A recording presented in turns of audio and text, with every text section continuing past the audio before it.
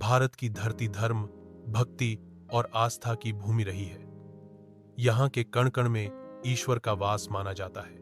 इसी भूमि पर भगवान विष्णु के अनेक अवतार हुए और उन्हीं में से एक स्वरूप है भगवान जगन्नाथ। उनके बड़े भ्राता बलभद्र और बहन सुभद्रा की मूर्तियां करोड़ों भक्तों की आस्था का केंद्र हैं। उत्पत्ति की कथा। भगवान जगन्नाथ की उत्पत्ति की कथा बहुत प्राचीन है। सतयुग में मालवा देश के राजा इंद्रद्युम्न बहुत धर्मपरायण और विष्णु भक्त थे।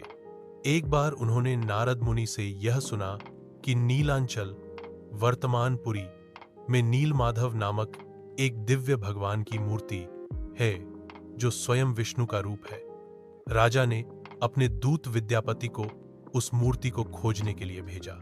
विद्यापति ने लंबे समय तक यात्रा की और अंततः उसे सबरा जाति के एक व्यक्ति विश्वासु के पास वह मूर्ति मिली। यह मूर्ति एक गुफा में स्थित थी। विद्यापति ने राजा इंद्रद्युम्न को इसकी जानकारी दी और राजा स्वयं वहां पहुंचे, लेकिन तब तक नीलमाधव की मूर्ति अंतर्ध्यान हो चुकी थी।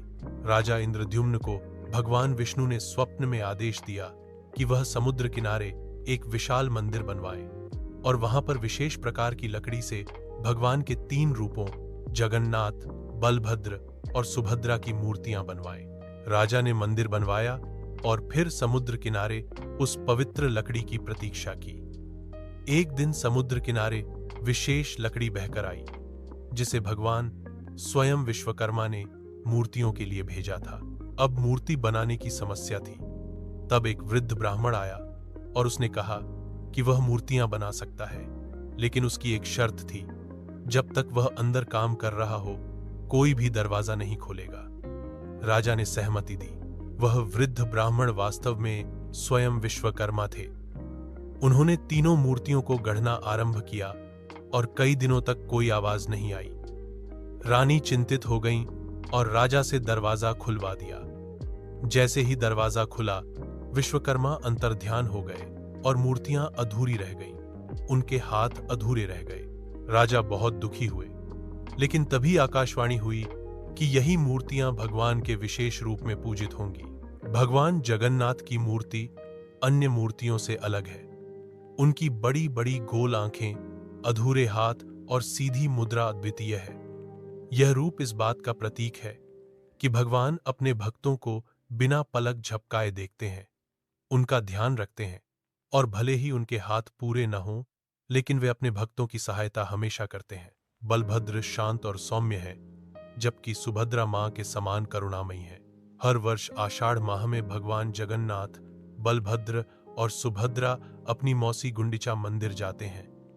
यह यात्रा विशाल रथों में होती है, जिसे लाखों भक्त खींचते हैं। यह रथ यात्रा केवल धार्मिक अनुष्ठान नहीं, बल्कि आस्था का महापर्व है। यह दर्शाता है कि भगवान अपने भक्तों के बीच स्वयं आते हैं। रथ यात्रा के दिन पूरी नगरी में अपार जनसमूह उमड़ पड़ता है। भक्तों का मानना है कि रथ की रस्सी खींचने से सारे पाप नष्ट हो जाते हैं। भगवान जगन्नाथ केवल उड़ीसा के ही नहीं, पूरे भारत और विश्व के श्रद्धालुओं के ईश्वर हैं। उनके भक्तों की कथाएं असंख्य हैं। एक बार एक भक्त पुरी मंदिर में रोटियां लेकर आया। वह बहुत गरीब था। उसने सोचा कि भगवान को रोटी भोग लगाकर दूं, लेकिन पुजारी ने उसे मंदिर से निकाल दिया। वह रोते हुए बाहर बैठा रहा। तभी उसे लगा कि भगवान स्वयं आए और रोटियां खा गए। जब पुजारी ने देखा कि गर्भगृह में भोग ज्यों का त्यों पड़ा है और बाहर बैठे गरीब के थैले में रोटियों के टुकड़े नहीं बचे, तो सब समझ गए कि भगवान स्वयं उस गरीब के भोग को स्वीकार कर चुके हैं। अन्न और सेवा। महाप्रसाद की परंपरा। पुरी मंदिर में भगवान को 56 भोग अर्पित किए जाते हैं, जिसे महाप्रसाद कहा जाता है। यह प्रसाद सभी भक्तों में वितरित होता है। मंदिर की रसोई सबसे विशाल मानी जाती है, जहां लकड़ी के चूल्हों पर हजारों लीटर भोजन एक साथ बनता है। मान्यता है कि यहां बना भोजन कभी खराब नहीं होता, चाहे जितना भी बने, और न कभी किसी भक्त को प्रसाद की कमी होती है। यह भगवान की लीला है। यहां पर एक और कथा प्रचलित है। एक बार एक वृद्ध महिला शबरी भगवान राम के लिए बेर ले आई थी। उसने हर बेर को पहले चक्कर देखा कि वह मीठा है या नहीं। भगवान राम ने प्रेम से वह बेर खाए। जगन्नाथ उन्हीं राम का ही रूप है, इसलिए वे भक्त की भावना को सबसे ऊपर रखते हैं, नियमों को नहीं। एक समय एक मुस्लिम युवक को भगवान जगन्नाथ के प्रति अगाध श्रद्धा हो गई। पूरी मंदिर में गैर हिंदू को प्रवेश वर्जित था, लेकिन उसकी भक्ति ऐसी थी कि उसे सपने में भगवान ने दर्शन दिए और कहा कि मैं तेरे भीतर। भगवान जगन्नाथ की मूर्तियों का निर्माण विशिष्ट लकड़ी दरों से होता है। हर 12 से 19 वर्षों में इन मूर्तियों को बदला जाता है, जिसे नवकलेवर कहा जाता है। पुराने विग्रहों को मंदिर परिसर में एक गुप्त स्थान पर समाधि दी जाती है।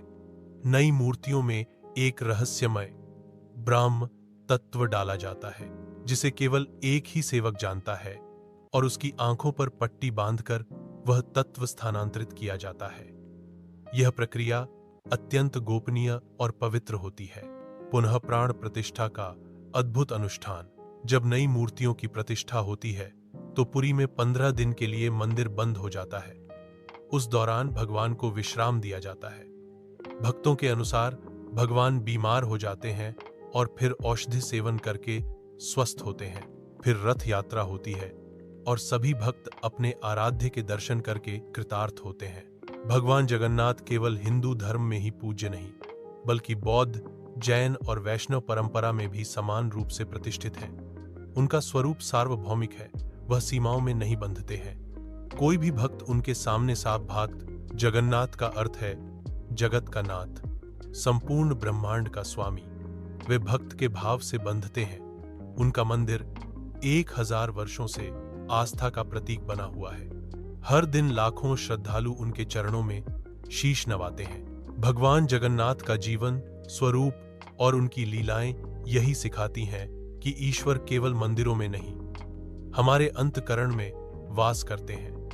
भक्ति में जाति, भाषा, अमीरी, गरीबी कुछ मायने नहीं रखती। वह भक्त के प्रेम और विश्वास से ही बंधते हैं। जगन्नाथ का नाम लेने मात्र से भय, चिंता और दुख दूर हो जाते हैं। जब कोई उन्हें सच्चे मन से पुकारता है, जय जगन्नाथ, तो वे स्वयं उसकी रक्षा के लिए दौड़े चले आते हैं।